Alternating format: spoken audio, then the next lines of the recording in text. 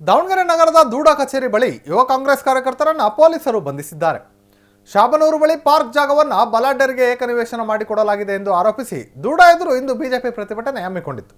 BJP ಪ್ರತಿಭಟನೆ ಹಿನ್ನೆಲೆಯಲ್ಲಿ ಯುವ ಕಾಂಗ್ರೆಸ್ನಿಂದ ಪ್ರತಿಭಟನಾಕಾರರಿಗೆ ಹೂವು, ಜ್ಯೂಸ್, ಬಿಸ್ಕತ್ ನೀಡಲು ಯೂತ್ ಕಾಂಗ್ರೆಸ್ ಸಿದ್ಧತೆ ನಡೆಸಿತ್ತು. ಈ ಹಿನ್ನೆಲೆಯಲ್ಲಿ ಯಾವುದೇ ಅಹಿತಕರ ಘಟನೆ ನಡೆದಂತೆ ಮುನ್ನೆಚ್ಚರಿಕಾ ಕ್ರಮವಾಗಿ ಬಡಾವಣೆ ಠಾಣೆ ಪೊಲೀಸರು ಯೂತ್ ಕಾಂಗ್ರೆಸ್ ಕಾರ್ಯಕರ್ತರನ್ನ ಬಂಧಿಸಿದ್ದಾರೆ.